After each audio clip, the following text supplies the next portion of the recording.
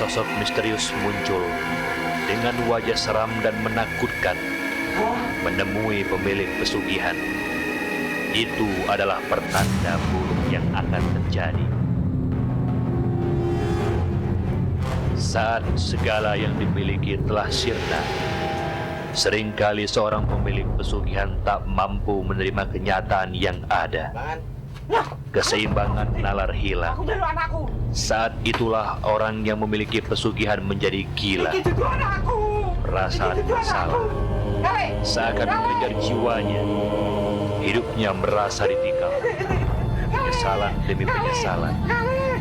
Namun putaran waktu tak bisa dihentikan. Segala yang telah terjadi tak bisa diulang untuk diperbaiki.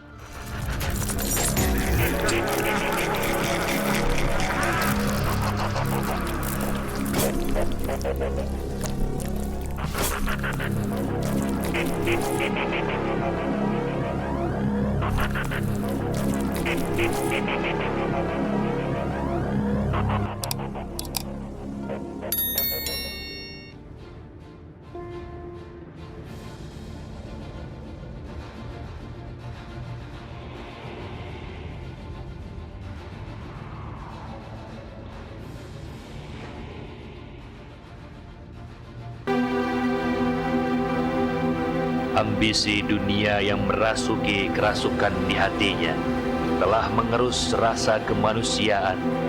Nafsu berlebih untuk meraih limpahan harta ternyata harus berdiri di atas derita orang-orang yang dicintainya.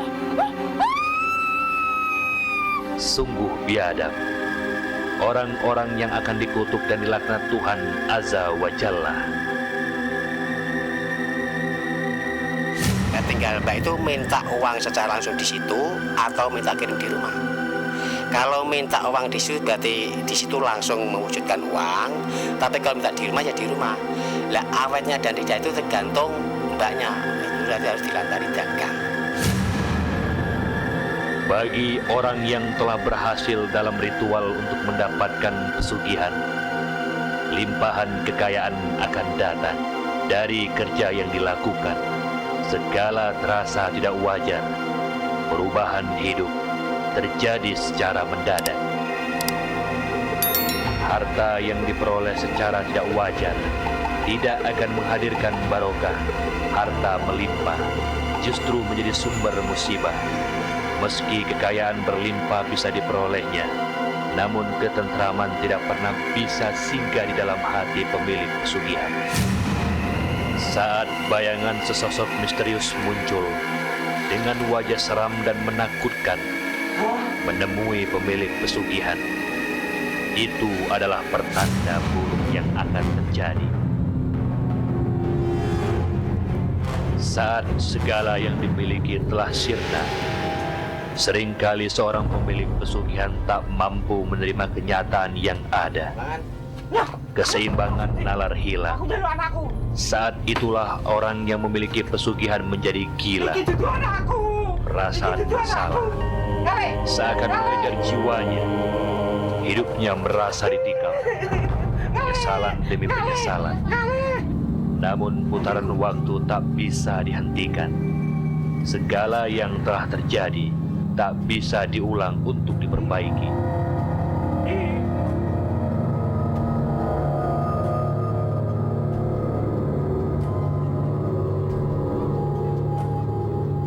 Manusia itu diberi modal oleh Allah nafsu dan akal.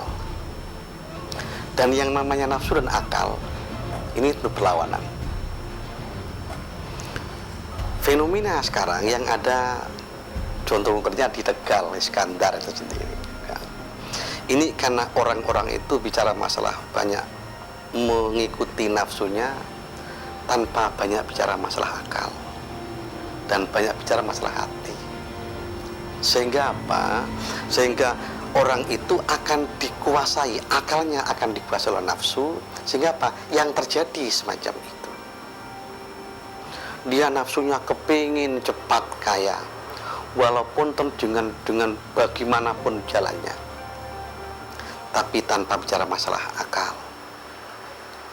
Lah kalau orang itu akalnya sudah dikuasai oleh nafsunya, orang itu akan jadi asfala safilin.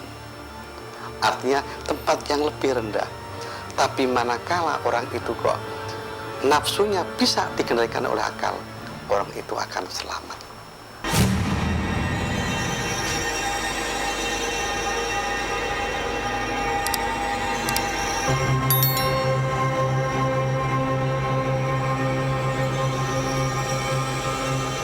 Pemirsa, kesunyian makam ini menjadi saksi beragam kisah manusia yang menempuh jalan pintas dalam mencari limpahan kekayaan. Kisah orang-orang yang seringkali berujung pada puncak penyesalan. Gemerlap harta yang dirasakan sesaat tidak dapat memberikan ketenangan hidup.